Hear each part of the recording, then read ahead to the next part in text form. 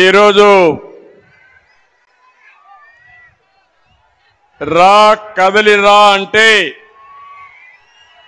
Nandyal parliament నడుము బిగించింది. ఆళ్లగడ్డ అదరగొట్టింది.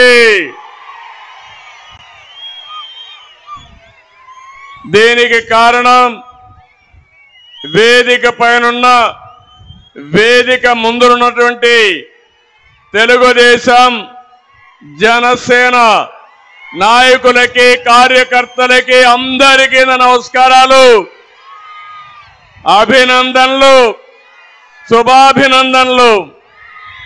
మా తెలుగింటి ఆడపడుచులకు ప్రత్యేకంగా నమస్కారాలు. 25 సంవత్సరాల కంటే ముందు నంద్యాలలో ఆళ్లగడ్డలో మీటింగ్ జరిగింది. ఆ తర్వాత ఈరోజు మీటింగ్ జరిగింది. పాత రోజులు గుర్తొస్తున్నాయి. మళ్ళీ తిరుగులేని మెజారిటీతో ఈ నంద్యాల జిల్లా 7కు 7 మనమే గెలుస్తున్నాం.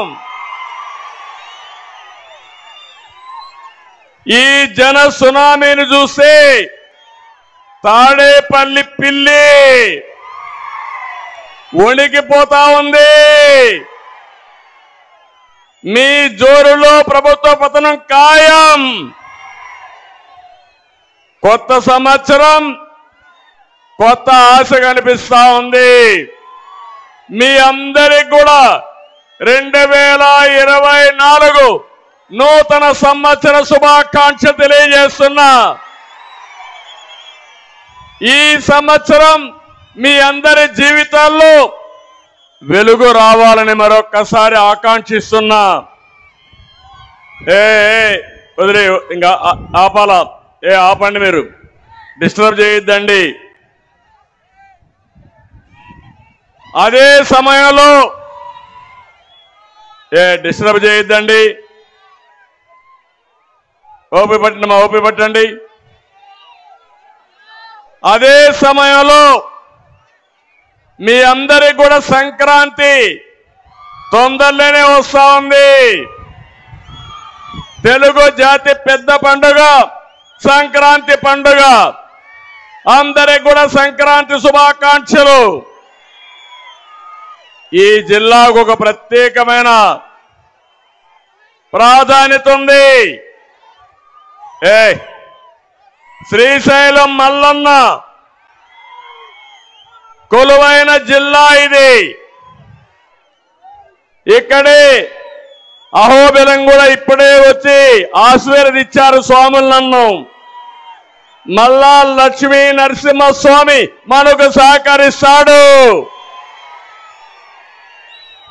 బ్రహ్మంగారు కాలజ్ఞానం రాసింది కూడా రవ్వల కొండ ఇక్కడే పక్కనే.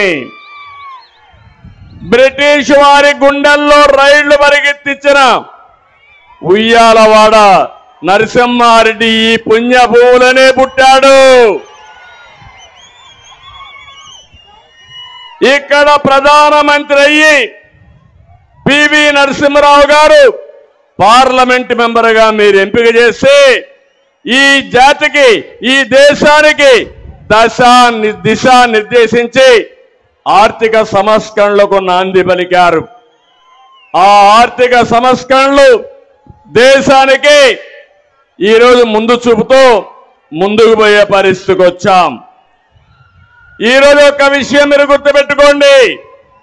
ఆ రోజు పివి నరసింహరావు గారు ప్రారంభించినటువంటి ఆర్థిక సంస్కరణని సమర్థవంతంగా అమలు చేసిన పార్టీ తెలుగుదేశం పార్టీ. ఈరోజు ఇక్కడనే ఆళ్లగడ్డలో నేషనల్ హైవే పోతా ఉందంటే ఆ సంస్కరణల ఫలితం. దానికి నాంది పలికింది ఆ రోజు తెలుగుదేశం పార్టీ. తర్వాతనే దేశం అంతా కూడా అమలు చేశారు. మీరందరూ ఇప్పుడు సెల్ ఫోన్లు వాడుతున్నారంటే ఆ టెలికమ్యూనికేషన్ కూడా సంస్కరణ తీసుకొచ్చింది నేనే తమ్ముళ్ళు అని మీ అందరికి తెలియజేస్తున్నా. ఇంకో పక్క యువత ఉన్నారు, ఇక్కడ చాలా ఉత్సాహంగా ఉన్నారు. ఆ యువతకి నేను ఐటీ ఆయుధం ఇచ్చా. ఈరోజు ప్రపంచాన్నంతా జయిస్తున్నారు. ఆంధ్రప్రదేశ్ అతను నష్టపోతా ఉంది. ఏ విధంగా నష్టపోయిందో మీకు చెప్తాను. ఈ రోజే మీరు చూస్తే ఎన్టీ రామారావు గారు మొట్టమొదటిసారిగా ప్రభుత్వాన్ని ఏర్పాటు చేసింది జనవరి 9వ తారీఖున. అదే రోజు ఇక్కడ మీటింగ్ పెట్టుకున్నాం. అంటే తెలుగు ఆత్మ గౌరవం పుట్టిన రోజు ఇది. ఎన్టీ రామారావు గారు ముఖ్యమంత్రి అయిన రోజు ఇది. తెలుగు జాతికి దశ దిశ నిర్దేశించిన రోజు ఈ పండగ రోజు అని చెప్పి కూడా నేను మీకు తెలియజేస్తున్నా. ఇదే సమయంలో ఇక్కడ భూమా నాగిరెడ్డి కూడా ఈ రోజే పుట్టాడు.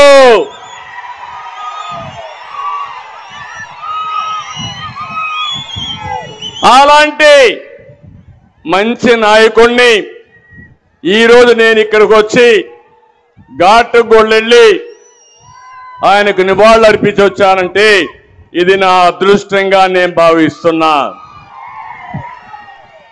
ఈరోజు నేను ఒకటే మిమ్మల్ని అందరినీ కోరుతున్నా. 5 సంవత్సరాల వైఎస్ఆర్ కాంగ్రెస్ పార్టీ పాలన పేదవాళ్ళ పాలిట శాపంగా మారింది. పేదలు నిరుపేదలుగా మారిపోయారు. యువత నిరుద్యోగులుగా మారిపోయారు. నేను అందుకనే ఈ ఆళ్లగడ్డలో ప్రారంభిస్తున్న స్వర్ణయుగం మళ్ళీ రావాలని మనస్ఫూర్తిగా ఆకాంక్షిస్తున్నా. ఈ మీటింగ్ లో మీరందరూ ఒకటే ఆలోచించాలి.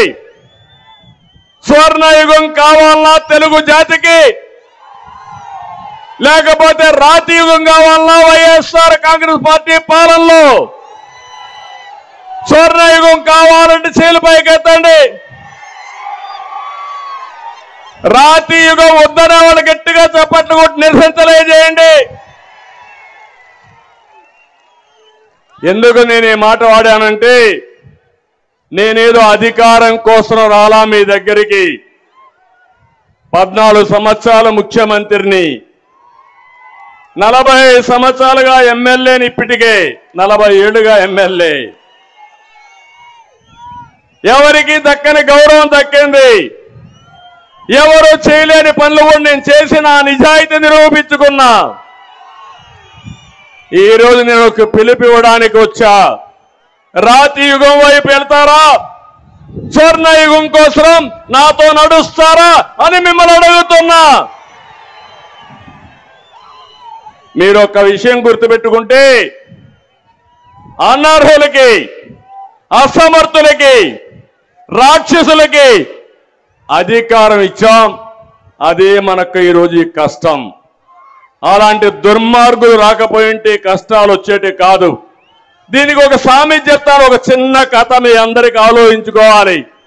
మీరు కూడా ఒకప్పుడు ఇనుంటారు కానీ మర్చిపోయి ఉంటారు.